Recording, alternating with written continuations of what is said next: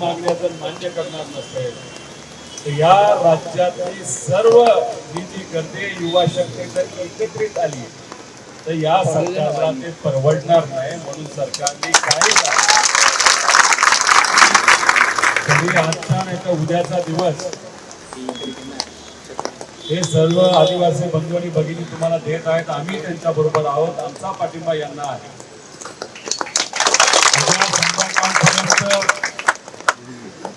तुम्ही या मुला मुलींच्या मागण्या मान्य केल्या नाहीत तर या सरकारला हे महागात पडणार आहे हे त्यांनी तिथं जाणून घेतलं पाहिजे.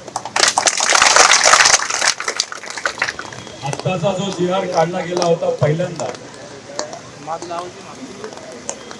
तेव्हा तुमचं आंदोलन सुरू झालं, 5-6 दिवस झाले होते. तेव्हा तुमच्यातल्या काही लोकांनी आम्हाला संपर्क साधला.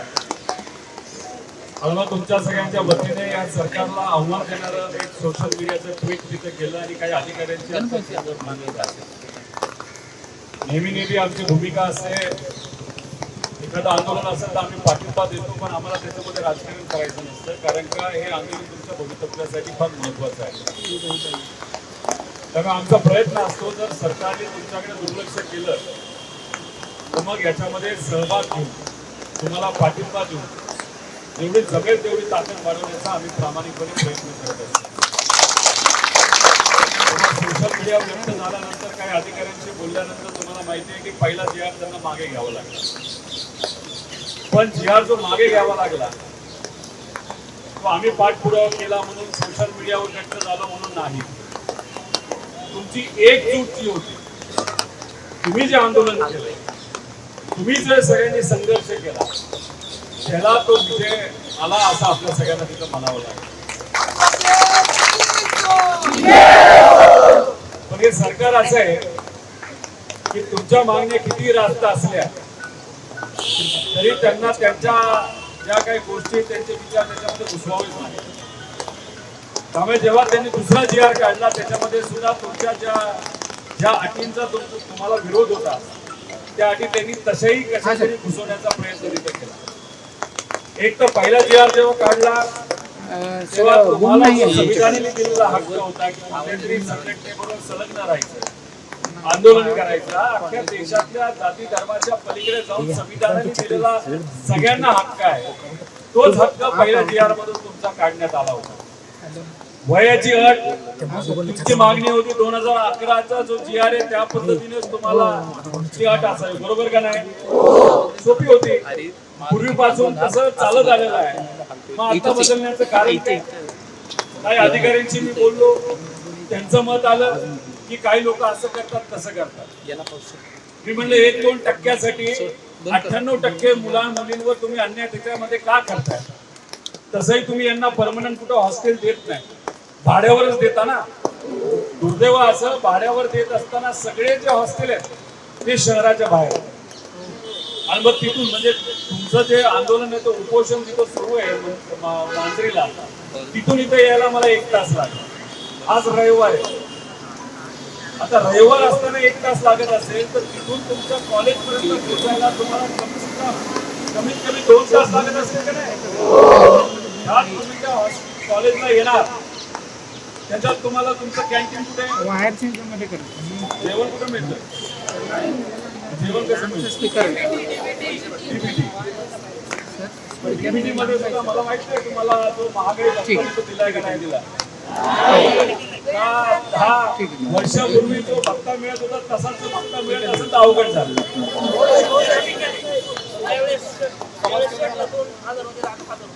म्हणजे आमदारांचा पगार आमचा वाढलाय. त्यानंतर बाकीकडे महागाई भत्ते त्या ठिकाणी वाढले, पण विद्यार्थ्यांच्या बाबतीत महागाई बघून त्यांच्या भत्त्यामध्ये वाढ आणि चर्चा केली असं आपल्या सगळ्यांना तिथं म्हणावं लागेल. त्यामुळे ही जी तुमची मागणी आहे की जे काय महागाई वाढली त्यानुसार तुमचे भत्ते सुद्धा त्या ठिकाणी वाढली पाहिजेत. हे रास्त मागणी हा तुमचा सगळ्यांचा हक्क आहे. थोडक्यात बोलायचं झालं तर काही महिन्यांपूर्वी मोदी साहेब स्वतः म्हणले होते ना की पेट्रोलच्या किमती वाढल्या, जरा पेट्रोल कमी वापरा, तेलाच्या किमती वाढल्या, तेल जरा कमी खा. मग जसं तुम्ही तिथे बोलत असताना तुम्हाला काही गोष्टी जमल्या नाही, तुमचं सरकार निर्णय घेण्यासाठी कमी पडलं, मग भारतातल्या तमाम जनतेला तुम्ही सांगताय तेल कमी खा. आणि मग जेव्हा जेव्हा हे सर्व विद्यार्थी स्वतःच्या हक्कासाठी लढत असताना हे जेव्हा सांगतायत की महागाई वाढली, आम्हाला भत्ता वाढून घ्या, तेव्हा हे खरंच बोलतायत हे मान्य करून, आणि ते खरं आहे. या सरकारला या महागाई भत्ता त्या ठिकाणी वाढवावाच लागेल, नाही तर त्याच्यामध्ये जे काही महागाई बघून तो भत्ता त्या ठिकाणी वाढला गेला पाहिजे, असं तुमची जी मागणी ती रास्त आहे, त्याला आमचा सगळ्यांचा पाठिंबा. 2011ला जी अट होती वयाची, ती वयाची अट नव्हती. त्याच्यामध्ये ज्याला कोणाला शिकायचं, आता याच्यामध्ये विश्वरत्न डॉक्टर बाबासाहेब आंबेडकरांनी आपल्या सर्वांना काय सांगितलंय, शिका. आता इथं जर एखादा व्यक्ती पीएचडी करत असेल, एखाद्या व्यक्तीला अजून कुठे कोर्स करायचा असेल, तर दुसरा कोर्स करायचा असेल, तर हा तुमच्या सर्वांचा हक्क आहे का नाही? सरकार सांगण्याचा प्रयत्न करते, बाबा तुम्ही शिकू नका, कारण का तुम्ही आदिवासी भागातून आलेला आहात, आदिवासी समाजाचे आहात. और याच्यामध्ये करेक्शन करतो, तुम्हाला आम्ही आदिवासी समजतो, पण आज सत्ताधारी तुम्हाला आदिवासी समजत नाही, ते तुम्हाला वनवासी समजतात. आदिवासीचा अर्थ काय की आधीपासून वास करणारे, म्हणजे त्या भूमीचे खरे मालक कोण असतील तर ते आदिवासी आहेत. पण हे लोक तुमच्याकडे बघत असताना वनवासी, याच्या मागे आर्थिक कारण आहे, तुम्ही समजलं पाहिजे. तुम्ही ज्या भागातून येता त्या भागात जसं झाड झुडपं, तुम्ही जंगल, याला तुम्ही संपत्ती मानता, त्याच्याच बरोबर नॅचरल ज्या गोष्टी असतात त्याला तुम्ही संपत्ती मानता. तसंही तुम्ही ज्या भूमीवर, जी भूमी तुमच्या मालकीची आहे, त्या भूमीच्या खाली जी संपत्ती आहे ना, ती लाखो करोडो रुपयाची आहे.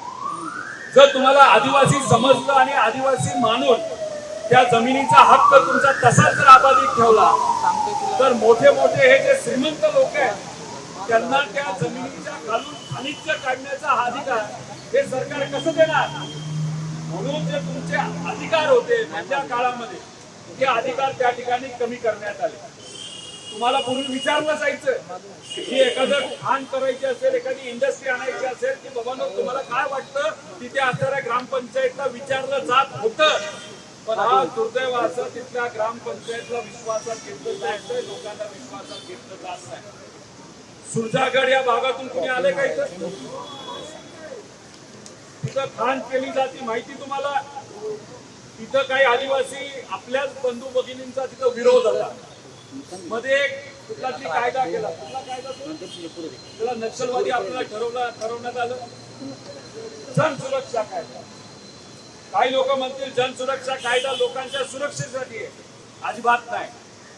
जन सुरक्षा कायद्याच्या अंतर्गत जे लोक या सरकारला विरोध करतील, आपला हक्क सरकार जर बळकावून घेत असेल, तर मग तिथं जर कुणी आंदोलन करण्याची भूमिका असेल तर त्या लोकांना जेलमध्ये टाकता यावं, यासाठी जनसुरक्षा कायदा आणला. आणि तो कायदा आणल्यानंतर सुरजागड हे महाराष्ट्रामध्ये असल्यामुळे मी तुम्हाला उदाहरण देतो, मोठ्या प्रमाणात खाणी सुरू झाल्या.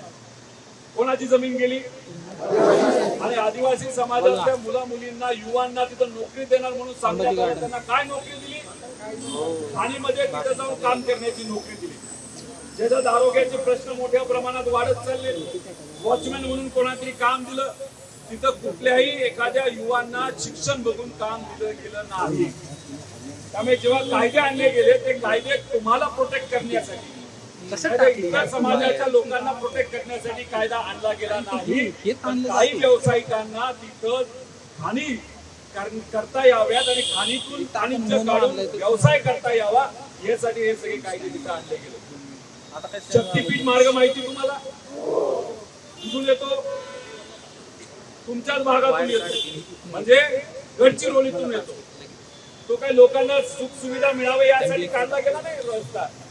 इथं असणारे शेतकरी सुद्धा त्याला विरोध करतायत. काय रस्त्याची किंमत आहे? 1,40,000. तुम्हाला गणित सांगतो, तुमच्या ह्या ज्या सगळ्या मागण्या आहेत ना, याला आपल्या सरकारच्या बजेटमध्ये आरक्षण आहे माहिती? बजेटमध्ये म्हणतो म्हणजे तुमची जेवढी लोकसंख्या, जेवढं तुम्हाला तिथं आरक्षण मिळतं तेवढं तुम्हाला या राज्याच्या बजेटमध्ये तेवढा निधी वेगळा काढण्यात यावा आणि तो कोणासाठी वापरण्यात यावा, तर तो तुमच्यासाठी वापरण्यात यावा, असं त्याच्यामध्ये बजेटमध्ये प्रोव्हिजन आहे. आता हे प्रोव्हिजन असताना हा पैसा जो तुम्हाला मिळणार पाहिजे, आज कदाचित प्रत्येक विद्यार्थ्याला, आदिवासी समाजाच्या विद्यार्थ्यांना 3,500-4,000 हजार रुपयापेक्षा जास्त कदाचित निधी प्रत्येक विद्यार्थ्याला मिळत नाही. पण जर इतर वेगळ्या स्कॉलरशिप वेगळ्या समाजाच्या आपण बघितलं तर 7,000 रुपयेपर्यंत प्रति विद्यार्थी तिथं तो खर्च जातो. आमचं म्हणणं आहे की ते मॅच करा. पण ते मॅच का करू शकत नाही? कारण का तुमचा हक्काचा पैसा हा तुम्हाला न देता हा वेगळ्याच गोष्टीकडे डायव्हर्ट केला जातो. याच्यामध्ये काही गोष्टी अशा घेतल्या जातात जिथं तो भ्रष्टाचार मोठ्या प्रमाणात केला जाऊ शकतो. त्यामुळे आमच्या सगळ्यांच्या मागण्या आहेत की आमच्या विद्यार्थ्यांना हॉस्टेल बनवण्यासाठी जो पैसा पाहिजे, आमच्या विद्यार्थ्यांना आता जे काही स्कॉलरशिप देण्यासाठी, चांगलं जेवण मिळण्यासाठी, आम्हाला सेंट्रल किचन वगैरे काही नको. आम्हाला दिसलं पाहिजे आमचं जेवण कुठं बनवलं जाते, गरम गरम जेवण आम्हाला रोज मिळालं पाहिजे, अशी आमच्या सगळ्यांची जी मागणी आहे. त्यासाठी जो निधी लागतो हा निधी सरकारने तुम्हाला दिला पाहिजे. पण तो मागत असताना तुम्ही एक गोष्ट समजून घ्या, त्या निधीवर तुमचा जन्मसिद्ध हक्क आहे. तो निधी तुमचा आहे, तो पैसा तुमचा आहे. पण जेव्हा या सरकारला तुम्ही भेटायला जाल तेव्हा सरकार म्हणाल आमच्याकडे पैसा नाही. तेव्हा त्यांना म्हणावं शक्तीपीठ मार्ग तुम्हाला कशाला पाहिजे? 1,40,000 कोटी रुपयाचा खर्च केला जातो. तुम्ही म्हणाल तो विषय आणि आमच्या विषयाचं काय देणं घेणं?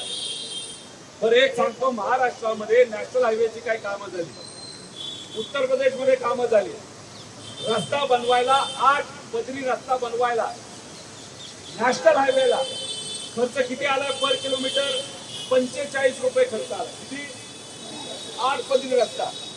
आणि हा शक्तीपीठ मार्ग हे तुमच्या हक्काची जमीन बळकावून घेऊन काही व्यावसायिकांना ती जमीन दिली, त्यातून खनिज काढलं गेलं. ते खनिज गोवापर्यंत नाही तर पोर्टपर्यंत पोहोचावं, त्याला चांगला रस्ता लागणार आहे. मग रस्ता द्यायचा कुठला? तर शक्तीपीठ मार्ग हा रस्ता त्याच्यामध्ये पुढे आणला गेला. आणि हा शक्तीपीठ मार्ग जो महाराष्ट्र सरकारच्या माध्यमातून केला जातोय तो 6 पदरी रस्ता आहे. नॅशनल हायवेचा किती आहे? 8 पदरी रस्ता बनवायला 1 किलोमीटरला खर्च किती आला? आणि महाराष्ट्र सरकार 6 पदरी रस्ता शक्तीपीठ मार्ग जो बनवायला खर्च किती येतो? तर 90 कोटी रुपये येतो. 90 कोटी रुपये राज्य सरकारला येतो आणि केंद्र सरकारच्या नॅशनल हायवेला हा 45 येतो. तो फरक किती राहिला? 45 कोटी रुपये प्रति किलोमीटर. आणि हा शक्तीपीठ मार्ग किती किलोमीटरचा आहे? 800 किलोमीटरचा. 800 किलोमीटर गुणिले 45 रुपये केले तर किती रुपयाचा भ्रष्टाचार होतो? 33,000 कोटी रुपये. मग मी आपल्याला विचारतो, शेतकऱ्याला तो रस्ता नको, कोणाला तो रस्ता नको, तो हे 32-33,000 कोटी रुपये जे तुम्ही अशा पद्धतीने खाणार आहात, हे 32,000 कोटी रुपये आदिवासी समाजाच्या मुलांना मुलींना हॉस्टेल बांधण्यासाठी द्यायला काय हरकत आहे? समाज कल्याणचे जे काही विद्यार्थी आहेत त्यांना जर आपल्याला सेवा द्यायची तर त्याला काय हरकत आहे? ओपन समाजाचे विद्यार्थी तुमच्यासारखेच बाहेरून येतात, इथं राहायला त्यांना जागा नसते, त्यांना द्यायला काय हरकत आहे? पण नाही, उद्या म्हणजे हे तुमचं पोस्टर मला आवडलं. हे मंत्री दिसत आहेत, कोणी काढले, भारी काढले. मंत्री महोदयांची मगाशी काही 1 तासापूर्वी मी बोललो. त्यांना काय सांगितलं माहितीये का? साहेब उद्या 4 वाजता तुम्ही या विद्यार्थ्यांना बोलवलेलं आहे. 4 वाजता हे विद्यार्थी तुमच्याकडे येतील. तुमच्याकडे जे ठरलं असेल, जे काही तुमचे पदाधिकारी असतील. एक तर नागपूरला तुमचाच एक पदाधिकारी असं दाखवत होता की आंदोलन त्याच आहे. एक तर हे आंदोलन ना आमचं ना या नेत्यांचं, हे आंदोलन फक्त तुमचं म्हणजे सर्वसामान्य सगळ्या मुला मुलींचं. त्यामुळे नागपूरचा एक कोणतरी कुठला तरी मुलगा आला म्हणाला की हे मी पुढाकार घेतोय, तो बसला, चर्चा केली. काय चर्चा केली कोणालाच माहित नाही. नंतर त्यांनी जाहीर केलं की आता आंदोलन आमच्या महाराष्ट्राचं आम्ही मागे घेतो. मागे घेतलंय का? असे जे घुसखोर आहेत ना त्याला जरा बाहेर ठेवा या विषयातून. त्या मंत्री महोदयांना सांगितलं, मी त्यांना बोललो साहेब तुला अजून सुद्धा उपोषणाला बसले. मी मांजरीला गेलो होतो, तुमचा एक राहुल नावाचा जो विद्यार्थी आहे त्याच्या लिव्हरला अडचण आली आता. तिथे एक महिला आहे, मुलगी आहे, तिला आता छातीच्या इथं कुठेतरी त्रास व्हायला लागलेला आहे. त्यामुळे हे जे विद्यार्थी आहेत ना ते तुमच्या हक्कासाठी बसले. एक तर त्यांचं आरोग्य चांगलं राहावं ही आपल्या सगळ्यांची भूमिका असावी. म्हणजे ते तुमच्यासाठी लढतात, तुमच्यासाठी उपोषण करतात, तुम्ही रस्त्यावरची लढाई लढतात, पण त्यांचं आरोग्य पण तितकंच महत्वाचं. तुम्ही त्यामुळे त्यांच्या आरोग्याची काळजी सुद्धा तिथं घ्या. मी मंत्री महोदयांना सांगितलं, साहेब हे विद्यार्थी जे इथं उपोषणाला बसलेले आहेत ते म्हणजे नाही आंदोलन मागे घेतलं. मी म्हणजे कसलं आंदोलन मागे घेतलं साहेब? आम्ही अख्ख्या महाराष्ट्रामध्ये प्रत्येक जिल्ह्यामध्ये आंदोलन चालू आहे, आम्हाला माहिती आहे. तुमचा घुसखोर एखादा भाजपचा कार्यकर्ता येऊन जर सांगत असेल की आंदोलन मागे घेतलं, त्याला म्हणावं ते ऑफिसमध्ये कार्यालयामध्ये जाऊन तुझ्या नेत्याच्या मांडीवर जाऊन तू बस. हे आंदोलन कुठल्या पक्षाचं नाही, कुठल्या नेत्याचं नाही, सर्वसामान्य विद्यार्थ्यांचं आहे. ते जेव्हा ठरवतील हे आंदोलन आम्ही मागे घेतलं तेव्हाच हे आंदोलन मागे घेतलं जाणार, नाही तर घेतलंच गेलं असेल. त्यामुळे तिथे कोण नागपूरचा त्यांचा कार्यकर्ता आहे, उद्या सुद्धा मी नागपूरला सकाळी चाललोय. तुमचं तिकडे काही विद्यार्थी असेल त्यांना तिथे भेटायला. त्यामुळे उद्या 4 पर्यंत तुमच्या ज्या सगळ्या मागण्या आहेत त्या मागण्या पूर्ण झाल्या पाहिजे असं आम्ही तिथं मंत्री महोदयांना सांगितलं. तुमचे सुद्धा कार्यकर्ते काही जे तुमचे विद्यार्थी तिथं होते त्यांना दुसरं मी त्यांना सांगितलेलं आहे, विनंती केलेली आहे की बाबांनो ह्याच्यामध्ये जे लिहिलंय माझ्या हातात नाही रे बाबा, हे उद्या बोलून चालणार नाही. मुख्यमंत्री साहेबांना फोन करा, मुख्यमंत्री साहेबांना भेटा, पण भेटायचं उद्याच्या नंतर नाही. आज भेटा नाही तर उद्या सकाळी भेटा. तेव्हा संध्याकाळी जेव्हा जेव्हा तुम्ही विद्यार्थ्यांशी बोलाल तेव्हा सांगा मुख्यमंत्री साहेबांशी आमचं बोलणं झालं. जेव्हा शेतकऱ्याचं आंदोलन होतं पंढरपूरला तिथं मी मंत्री महोदय म्हणले मी बोलतो ना. मी म्हणलं साहेब बोलतो असं नका बोलू, माझ्या समोर बोला. फोनवर मुख्यमंत्री साहेबांशी ते बोलले तेव्हा आम्ही आंदोलन मागे घेतलं. त्यामुळे ते जर म्हणत असेल माझ्या हातात नाही रे बाबा, ज्याच्या हातात आहे त्याला सांग. त्यांना सांगता येत नसेल त्यांना विनंती करा की उद्याची बैठक ही मंत्र्यासमोर नाही तर मुख्यमंत्री साहेबांसमोरच कारण तसंही मुख्यमंत्री साहेबांनी सांगितलेलं आहे कुठलाही मंत्री निर्णय घेऊ शकणार नाही, घेतला तर निर्णय आम्ही मागे घेऊ. मग आता आदिवासी भागातल्या विद्यार्थ्यांचा जर मुद्दा असेल तर तुमची लोकसंख्या महाराष्ट्रामध्ये किती माहिती? या लोकसंख्येच्या 9% ते 9.5% तुम्ही आहात. तुमची ताकद लय जबरदस्त आहे. कुठल्याही नेत्यावर तुम्ही अवलंबून राहू नका. तुमच्या तालुक्यातले मतदारसंघातले जे आमदार असतील ना, जे सत्तेत असतील त्यांना जाब विचारा. तुम्ही सत्तेमध्ये तुम्ही विकासासाठी गेला होता, त्यामुळे समाजाच्या विकासासाठी गेला होता का तुमच्या घरच्यांच्या पोरांच्या विकासासाठी गेला होता? हा प्रश्न तुम्ही आमदारांना विचारला पाहिजे. मी तुम्हाला सांगतो तुम्ही हे आंदोलन मोठं केलेलं आहे, पाठिंबा जबरदस्त आहे. पण एक गोष्ट आहे की आजपर्यंत सत्ताधारी आमदार आपल्या या आंदोलनामध्ये आलाय का? आता रीग लागेल सांगतो तुम्हाला. यावंच लागेल तुमच्या या आंदोलनामध्ये त्यांना. आणि जर नाही आलं त्यांना लय महागात पडणार आहे. हे त्यांनीच तुम्ही विकासासाठी केला हे ठीक आहे, तुम्ही बोलण्यासाठी मीडियासाठी ठेवा. विकास जर खऱ्या अर्थाने करायचा असेल ना तर या विद्यार्थ्यांचा विकास होणं महत्वाचं आहे. त्यामुळे यांच्या मागण्या पूर्ण होण्यासाठी जे 20-25 जे कुठले आदिवासी समाजाचे आमदार आहेत कुठल्याही पक्षाचे असतील पुढच्या म्हणजे उद्याच्या बैठकीला त्या आमदारांपैकी सुद्धा आमदारांनी या बैठकीला गेलं पाहिजे.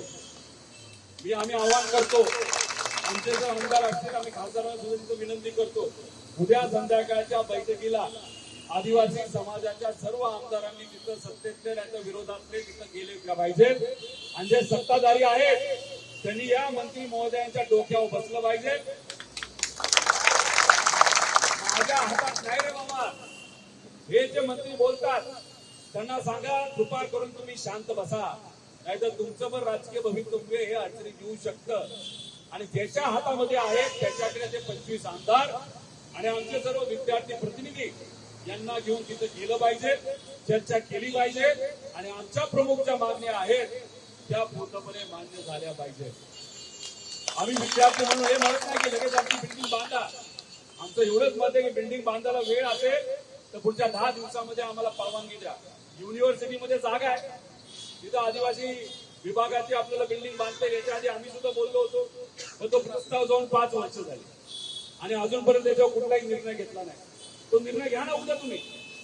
बघा, बाकी निर्णय तुम्ही बघितले एका झटक्यात घेतं हे सरकार, पण तुमच्या बाबतीतला निर्णय सुद्धा उद्या घेता येईल त्यांना आणि उद्याच्या उद्या तो CR निघाला बाहेर आणि तिथं आम्ही आता काम चालू करतोय असं सांगायला काय हरकत नाही. ते बांधायला 3 वर्ष लागतील, पण तोपर्यंत तुम्ही भाड्यावर जागा घेऊ शकता का? नाही घेऊ शकत. मग भाड्यावर जागा घेत असताना तुम्ही जरा शहरातल्या मध्य ठिकाणी नाही तर आसपासच्या ठिकाणी घेणं हे महत्वाचं आहे. ही आमची मागणी प्रामुख्याने आहे. आणि हे जे वय टाकले ना तुम्ही 30चं, 10% जागा जास्त घ्यावं, काय फरक पडतोय? आमचा हक्काचा पैसा, या आदिवासी मुला मुलींचा पैसा तो यांच्यासाठी खर्च केला जात असेल तर त्याला हरकत, हे मुलं घेणार असेल तर तुम्ही हरकत घेणारे कोण? त्यामुळे 2011 प्रमाणे तो निर्णय तिथं घेणं महत्वाचं आहे. आणि आम्हाला गार जेवण नको. एक तुम्हाला मानलं पाहिजे सगळ्या युवांना, तुमच्या ज्या मागण्या वाचले ना, तुम्ही तुमच्यासाठी फक्त लढताय असं नाही हो. तुमची खासियत अशी आहे की तुम्ही लहान मुला मुलींसाठी सुद्धा लढताय. म्हणजे युवा पिढीने जबाबदारी स्वतःची घेतली ते हातात, पण ती लढाई लढत असताना लहान मुलांना सुद्धा ते जेवण दिलं जातंय, अन्न दिलं जातंय, जे काय तिथं विमा तिथं दिला जातोय, सरकारकडनं मदत दिली जाते, ती कमी आहे, ती वाढवण्यात आली. ही जी तुम्ही मागणी तुमच्या मागण्यांमध्ये घेतली ना, ती खरंच तुम्हाला सगळ्यांना मानलं पाहिजे. ह्याला तर माणुसकी म्हणतात. भगवान बिरसा मुंडांनी त्यावेळेस त्या ठिकाणी जो लढा लढला होता तो कोणासाठी लढला होता? सामान्य लोकांसाठी. आणि समोर कोण होतो? इंग्रज होते. मी काही लोकांशी बोललो, अहो आदिवासी विभागातले जे विद्यार्थी असतात जरा शांतता असतात, जिद्द असते जबरदस्त, संघटन पण जबरदस्त आहे, आक्रमक बोलत का नाही? ते म्हणे नाही, ते थोडे शांत असतात, ते थोडे घाबरतात. मला वाटत नाही तुम्ही घाबरता. एवढे मोठे आदर्श तुमच्या समोर असतील तर तुम्ही 100% घाबरणार का नाही? कारण तो तुमच्या सगळ्यांचा हक्क आहे. आणि तुम्ही जर लढला नाही ना, नेते लढतायत का तुमच्यासाठी? आमदार लढतायत का? तर मग हे जर नेते तिथं लढत नसतील तर कोणाला लढायला लागणार आहे? आमच्याबरोबर ईडी आली, आमच्यावर इन्कम टॅक्स आले, आमच्यावर आले, पण तुमच्यासारखा मी सुद्धा मराठी माणूस आहे, घाबरलो का आपण? कोण ब्रिटिश विचाराचं सरकार आहे, भाजपचं असलं तरी आम्ही भीक घालत नाही, आम्ही घाबरत नाही, आम्ही मराठी माणसं आहोत. तुम्हाला मी विनंती करतोय की ब्रिटिश सारख्या एवढ्या मोठ्या बलाढ्य शक्तीच्या विरोधात त्यावेळेस वय कमी असताना सुद्धा जर यांनी लढा त्या ठिकाणी लढला, या सर्व महामानवांनी लढला, तर त्यांचा आदर्श आपण सर्वजण घेत असेल तर हे भाजपचं सरकार काय ब्रिटिश एवढं मोठं नाही हो, लय चिल्लर आहे. घाबरले विरोधात राजकीय पक्षाला घाबरले असं मी म्हणणार नाही. तुम्हाला घाबरले, तुम्हाला म्हणजे युवांना घाबरले. या वातावरणामध्ये घाबरलेल्या सरकारला गुडघ्यावर आणलं तसं सोपं आहे. त्यामुळे फक्त एकजूट तुम्ही ठेवा. आम्ही तुमच्या बरोबर तिथं आहोत. जे काही लढा आहे त्या लढ्यामध्ये आपण 100% तुमच्या सगळ्यांच्या ज्या मागण्या आहेत त्याच्यामध्ये पैसाचा पण मुद्दा तुमचा आहे, त्याच्याबरोबर तुमचा तो 12,000ची भरती आहे, त्याच्यामध्ये मला असं वाटतं एक कमिटी केली गेली होती, त्याच्यामध्ये 7,000 माणुसकीच्या नात्याने त्या ठिकाणी 7,000 लोकांचा विचार करण्यात यावा. माणुसकीच्या नात्याने त्यांचा विचार तुम्ही करत असाल, पण त्यांचं जर बोगस सर्टिफिकेट असेल तर माणुसकी तुम्ही ठेवा, त्यांचं सर्टिफिकेट काढून घ्या आणि आम्हाला 12,000 नको, आम्हाला 16,000 जागा काढायला काय हरकत आहे? भरती ही झाली पाहिजे, पारदर्शक पद्धतीने झाली पाहिजे, ओरिजिनल सर्टिफिकेटली झालेली पाहिजे. आणि जे कुठले सर्टिफिकेट जे खोटे असतील त्याच्यामुळे जर उद्या जाऊन अजून काही लोकांना सर्टिफिकेट मिळून तुमच्या सगळ्यांचा हक्क जाणार असेल तर ते योग्य नाही. त्यामुळे त्या बाबतीत सुद्धा योग्य असा निर्णय सरकारच्या माध्यमातून घेतला गेला पाहिजे असं आम्हाला सगळ्यांना वाटतं. त्यामुळे आम्ही तुमच्या बरोबर आहोत. जेव्हा केव्हा म्हणजे जळगावचं कोण आहे का? जळगाव नाही, बुलढाणा. जळगाव जामोदची केस माहितीये? तिथं एक महिला मुलगी तिला मारण्यात आलं, तिची डेड बॉडी सापडली. ती कुठल्या समाजाची कोणालाच माहिती. तिचा चेहरा जाळण्यात आला होता आणि पोटापासून वरचा भाग जाळण्यात आला होता. आणि मग पोलिसांना पोलीस सापडत नव्हतं. कदाचित राजकीय प्रेशर असल्यामुळे मध्य प्रदेशमध्ये पोलीस केलं. मध्य प्रदेश मधल्या एका बापाला आणि त्या बापाच्या मुलाला त्यांनी ताब्यात घेतलं. महाराष्ट्रामध्ये पोलीस स्टेशनला आणलं. मारलं 22 दिवस आणि त्यांना सांगितलं की मान्य करा, तुम्ही तुमच्या राज्यामध्ये जी काही तुमची मुलगी मिसिंग याची कंप्लेंट केलेली हीच ती मुलगी आणि तुम्हीच त्यांना त्या मुलीला मारलं असं त्या ठिकाणी तुम्ही नमूद करा, स्टेटमेंट द्या आणि मग तिथं जी काही कारवाई तिथं केली जाईल. 22 दिवस मारल्यानंतर त्या बिचाऱ्या बापाली त्याची मुलगी नसताना सुद्धा मान्य केलं की ही माझी मुलगी आहे आणि त्याच्यावर कारवाई करणारच. त्याची जी मुलगी नाशिकमध्ये होती ती मुलगी आली म्हणून तिचा बाप आणि तिचा भाऊ वाचला. आणि हा मुद्दा जेव्हा आम्हाला कळाला तेव्हा आम्ही गेलो, आम्ही पोलीस स्टेशनला बसलो. म्हणले हे जे काय तुम्ही जय भीम नावाचा पिक्चर बघितलाय का? बघा, जे मी नाही बघितला तसंच तिथं करण्याचा प्रयत्न केला. आम्ही तिथं सरकारला सांगितलं असा जर पद्धतीने तुम्ही शांत असणाऱ्या आदिवासी समाजावर अन्याय करणार असाल, त्यांचा हक्क हिसकावून घेऊन दुसऱ्याने केलेल्या गुन्ह्याचा जर गुन्हा त्यांच्यावर टाकणार असाल तर हे आम्ही सहन करणार नाही. जी कारवाई करायची करा. त्या 4 ते 5 पोलिसांवर कारवाई करण्यात आली. पण आम्हाला असं वाटतं की लोअर लेवलला कारवाई करून चालणार नाही, जरा वरपर्यंत त्या ठिकाणी जावं लागणार आहे. त्या केसमध्ये सुद्धा आम्ही लक्ष देऊन आहोत. माझं अधिवेशनाची बातमी तुम्ही ऐकता का नाही ऐकता मला माहित नाही. 2 वर्षापूर्वी मी एक मुद्दा घेतला होता. मुद्दा असा होता जो तुम्ही घेतला त्यासाठी तुमचं अभिनंदन करतो. आता दूध लहान मुलांना किती ml दिलं जातं? 200 ml. पूर्वी किती दिलं जात होतं? 250 ml. तर काय असं वेगळं झालं की मुलांना आता दूध तुम्ही कमी केलं? मुलं 30 त्या वयामध्ये त्या मुलांना दूध तेवढंच लागतं. जर तुम्ही 50 मिली जर दूध कमी करणार असेल तर तुम्हाला कोण डॉक्टरनी सांगितलं का टेक्निकली सांगितलं? तेव्हा याच मंत्री महोदयांना मी भेटायला गेलो होतो. फक्त हो हो हो म्हणायचे आणि मग तिथं असणाऱ्या अधिकाऱ्यांकडे बघायचे. मग अधिकारी म्हणायचे नाही नाही ह्याला आहे. शेवटी मला सांगितलं की याच्यावर आम्ही काय करू शकत नाही. उद्याच्या बैठकीमध्ये एक तर मंत्र्यांना म्हणा तुम्ही तरी बोला, नाही तर अधिकाऱ्यांना तरी बोलायला. नाही तर मंत्री जेव्हा अधिकाऱ्याकडे बघून बोलायला लागतो ना तेव्हा निर्णय निघत नाही. त्यावेळेस आम्ही त्यांना बोललो होतो हे 250 ml जे दूध आहे ते तसंच ठेवा, अंड्यात कमी करू नका. पौष्टिक आहार मध्ये जे तुम्ही तिकडे कुठेतरी कोपऱ्यात बनवता आणि 100 किलोमीटर लांब आणता त्याच्यात जे काही गार होतं ते गार झाल्यामुळे बॅक्टेरियल लोड वाढतो आणि त्यात विष पैदा होतो.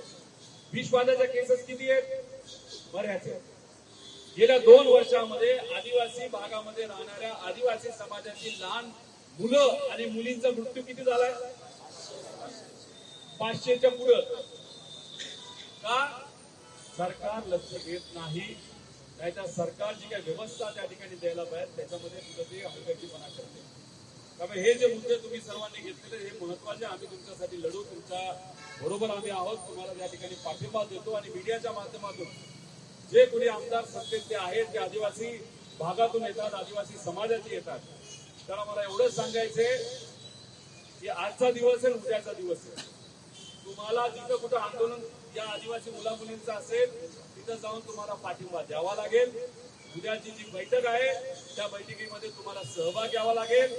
तुम्ही विकासासाठी गेलेला आहात, त्यामुळे विकासासाठी गेला असाल तर या मुला मुलींच्या विकासासाठी या मागण्या महत्वाच्या आहेत. त्यामुळे उद्या संध्याकाळी 4च्या बैठकीमध्ये मुख्यमंत्री साहेब कसे येतील यासाठी तुम्ही पाठपुरावा करा आणि मुख्यमंत्री साहेब आणि आमचे आदिवासी मंत्री यांच्या उपस्थितीमध्ये या सर्व विद्यार्थ्यांच्या मागण्या या पूर्ण झाल्या पाहिजेत. आणि नाही झाल्या तर परवापासून तुम्ही सांगा तसं तुमच्या आंदोलनामध्ये तुमच्यातलाच एक भाऊ म्हणून, एक मित्र म्हणून या ठिकाणीच्या आंदोलनामध्ये मी यायला तयार आहे. राहुल गांधींचं प्रेझेंटेशन भाषण मला ऐकता आलं नाही, पण इथे येत असताना जेव्हा मी मानसीला गेलो होतो तिथून इथं मला प्रमोद भाऊन इथे दाखवलं. त्यात मगाशी जी ताई बोलत होती एक तर तुमचं अभिनंदन करतो की तुम्ही मराठीत बोलला. तर तळमळीने तुमची भूमिका तिथं मांडण्याचा आपल्या या ताईने प्रयत्न केला. मी एक शब्द तुम्हाला सर्वांना देतो, आपल्या या राज्यामध्ये विरोधी पक्ष नेता आहे का? विधान परिषदेमध्ये आहे का? विधानसभेमध्ये आहे का? मग आता आपल्याला कोणावर अवलंबून राहावं लागणार आहे? स्वतःवर तर आहे, पण राजकीय नेता म्हणून या देशाचा विरोधी पक्ष नेता कोण? मग उद्या संध्याकाळी जर तुम्हाला सगळ्यांना न्याय मिळाला नाही, सरकारला सांगतो, जर उद्या संध्याकाळपर्यंत या मुला मुलींना न्याय मिळाला नाही तर त्यानंतर या विद्यार्थ्यांना विश्वासात घेऊन, त्यांच्या पालकांना विश्वासात घेऊन, जे पहिले आमदार यांना पाठिंबा देतील त्यांना विश्वासात घेऊन एक मोठं आंदोलन पुढच्या काही दिवसांमध्ये आपल्या या महाराष्ट्रामध्ये त्या आंदोलनामध्ये आम्ही या देशाचे विरोधी पक्ष नेता राहुलजी गांधी यांना विनंती करू. आणि कालच त्यांनी शब्द दिलाय की तुमच्या बरोबर तुमच्या या लढ्यामध्ये मी सहभागी येईल. त्यामुळे ते मोठ्या आंदोलनामध्ये येतील मला विश्वास आहे नागरिक म्हणून. आणि ते आंदोलन मोठं होईल आणि ते मात्र या सरकारला परवडणार नाही. या सरकारला दिवस आहे, 2 दिवस आजचं आणि पण तुम्ही ज्या ज्या भागातून येतात तिथे असं लोकप्रतिनिधी तुम्ही फोन करायला सुरुवात करणार का नाही करणार? काय म्हणणार तुम्ही त्यांना? आमच्या आंदोलनामध्ये उद्याच्या बैठकीमध्ये आणि तुमचे जे आमदार जे कोणी असतील ते सत्ताधारी असतील तर त्यांना तुम्ही काय सांगणार? तुमचं सरकार आहे, आमच्या मागण्या तुमच्या सरकारसोबत मांडा, आमच्या बरोबर बसा. आणि जर उद्या संध्याकाळपर्यंत मागण्या झाल्या नाही तर हिंमत असेल तर आमदारकीचा राजीनामा होणार नाही. त्यामुळे तुम्ही एकत्रित या. मोठ्या प्रमाणात युवा एकत्रित आल्याशिवाय आपले विषय संपणार नाही. दिल्लीमध्ये काय झालं बघितलं ना? दिल्लीमध्ये कुणी कुठला नेता तिथं पुढाकार घेत होता, युवा पुढाकार घेत होता, युवाचं संघटन झालं. 20 तारखेला त्यांच्यावर अन्याय झाला, लाठीचार्ज झाला. त्यानंतर वातावरण तापलं आणि या सरकारला म्हणजे केंद्रातल्या अहंकारी सरकारला गुडघ्यावर यावं लागलं. तुमच्या मागण्या त्या मान्य कराव्या लागल्या. त्यामुळे उद्या एकदा संधी तुम्ही त्यांना द्या. ते ऐकतात का नाही ऐकतात हे उद्या संध्याकाळपर्यंत आपल्याला कळेल. त्यानंतर मात्र मग आपण सर्वजण मिळून या सरकारला गुडघ्यावर आणल्याशिवाय राहणार नाही. एवढंच या ठिकाणी आपल्या सर्वांना सांगतो. आणि आपल्या मधील जे सर्व युवा ज्या ज्या जिल्ह्यामध्ये बसलेले आहेत, मी जसं सांगितलं तुम्ही जिद्दी आहात. ही जिद्द तुमच्या सर्वांसाठी अतिशय महत्वाची गोष्ट आहे. कारण जे उपोषण करतात ते सुद्धा जिद्दी आहे. मगाशी सांगण्याचा प्रयत्न त्यांना करत होता तुम्ही लिव्हरला प्रॉब्लेम मागे घे, पण ऐकायला तयार नाही.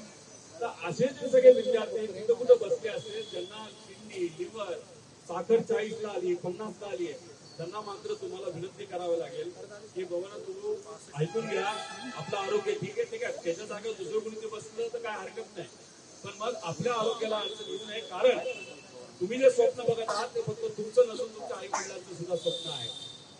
त्यामुळे ते स्वप्न पूर्ण करण्याची तुमची जबाबदारी जसं आंदोलनाचे उपोषण करण्याची सुद्धा आहे. त्यांना विनंती करावा असं आपल्या सगळ्यांना मागणी करतो. आणि उद्या संध्याकाळी 4 वाजता काय होतं बघा. त्यामुळे तुम्ही इथून तुमच्या आमदारांना फोन करा. तुमचे जे बंधू भगिनी जिथं कुठं जिल्ह्यात बसलेत ना त्यांना फोन करून सांगा, तुमच्या आमदारांना फोन करा. आणि हे प्रेशर आज जर सुरू करायचं की उद्या संध्याकाळपर्यंत थांबवायचं नाही. मला असं कळतंय की कदाचित एक आमदार आता येईल सत्ताधारी, त्यांना म्हणायचं की तुमच्या ज्या नेत्या आहेत ते या राज्याचे उपमुख्यमंत्री आहेत, बरोबर ना? कोण येतं आमचे साहेब. त्यामुळे इथं आम्ही आता ते इथे येणार का तिकडे येणार मला माहित नाही. मांजरीला येत आहेत, मांजरीला फोन करून सांगा की बाबा ते आले त्यांना तोपर्यंत सोडवायचं नाही जोपर्यंत एक तर या मंत्र्यांना फोन करत नाही, बरोबर? मी विरोधाचा आमदार आहे, मी फोन केला त्यांनी घेतला, मग सत्ताधारी आमदाराचा फोन घेतील का नाही घेतील? या मंत्र्यांना फोन करायचा, तुमची भूमिका मांडायची. तो फोन ठेवला तर कोणाला करायचा? उपमुख्यमंत्री त्यांच्या पक्षाचे, बरोबर ना? भाजपचे मुख्यमंत्री, 2 उपमुख्यमंत्री. शिंदे गटाचा कोणी असेल तर शिंदे साहेबांना फोन करा आणि अजितदादा गटाचे असेल तर सुनेत्रा वहिनींना फोन करा. त्यामुळे आता जी येतात आमदार मला कळतं की ते कदाचित अजितदादा गटाचे.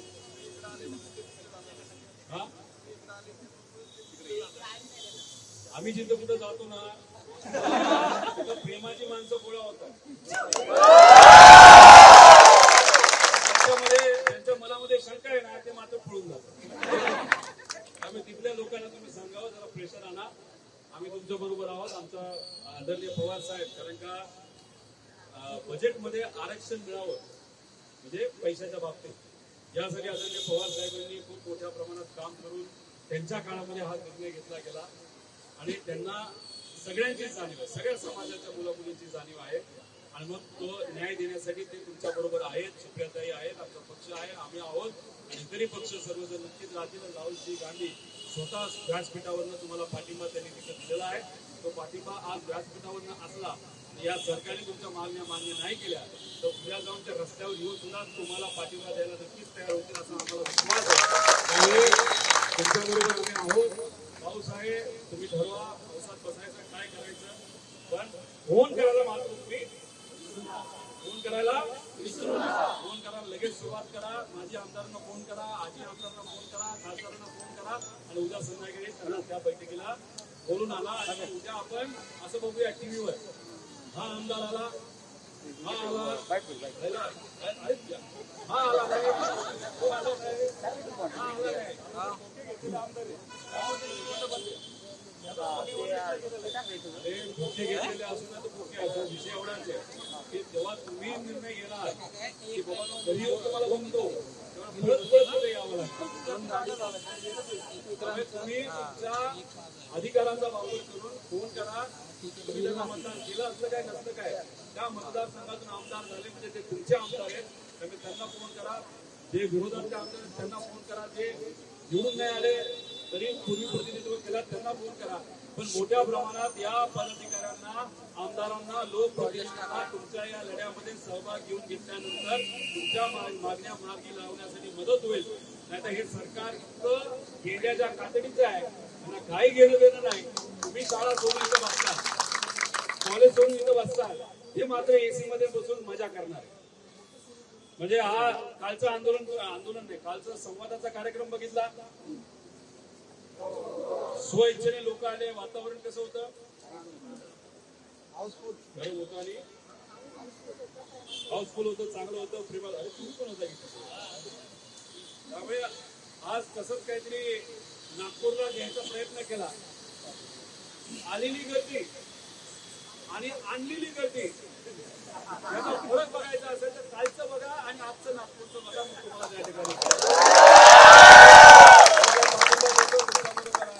एवढंच इथं सांगतो. आरोग्याची काळजी घ्या, आपापली काळजी घ्या, मुलींनी काळजी घ्या, एवढं सांगतो. जय हिंद, जय महाराष्ट्र, जय आदिवासी.